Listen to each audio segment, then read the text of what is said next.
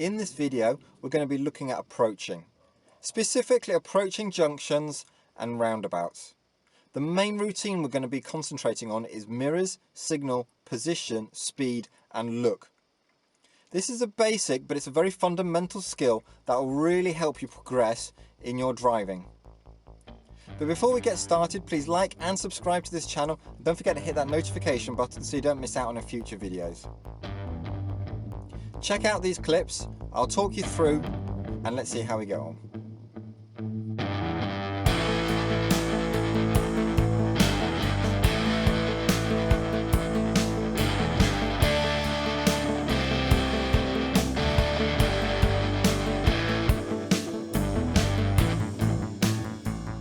So let's check out the full routine.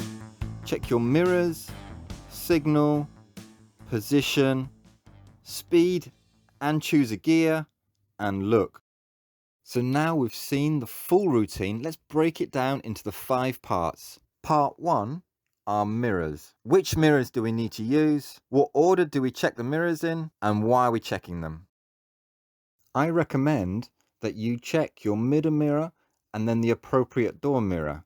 For example, if you're turning right at a junction, it would be middle mirror, right door mirror. I do this order because the middle mirror is easier to judge distance and speed of vehicles behind me, and my door mirror gives me a wider field of view and will help me see vehicles that are overtaking or undertaking me and vulnerable road users. We've now checked what's going on behind us and next to us, and we now know it's safe to move in the direction that we want to move in. But before we move, we need to tell people what we're going to do or what we're planning to do. So let's use our indicators in good time so that other road users and pedestrians understand where we want to go. Now that we've told people what we want to do, we need to do what we've told people. So let's position ourselves appropriate to where we want to go. If we want to go left, we keep over to the left, following the curb. If we want to turn right, we move our position up against the center white line. To help us with this positioning, we can use our door mirrors. This has the added benefit of us rechecking our door mirrors, making extra sure that it is safe. We are now at part 4, which is our speed and gear selection, which will hopefully be appropriate for the junction that you are approaching. Remember, this will take some practice and some experience, which will help you judge which gears are appropriate and which speeds are appropriate for what you are approaching. As you approach the junction, use your brake pedal to adjust the speed so that it's appropriate for the junction or roundabout that you are approaching.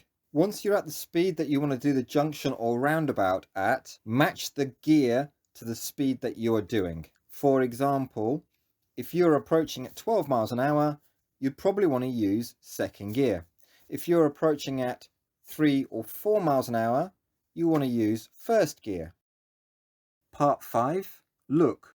It's the observations you do at the junction or within a few meters of the junction or roundabout that you have approached. The minimum observations for a left turn is a right check, a left check, and a right check. That's the minimum. And the minimum you should do for a right turn is a right check, a left check, a right check, and a left check. These are the minimum number of checks that you should be doing when you're emerging from a road. You can do more. Remember that you are the driver and you are responsible for that car and the passengers in it. Make sure that you are 100% sure that it's safe for you to pull out.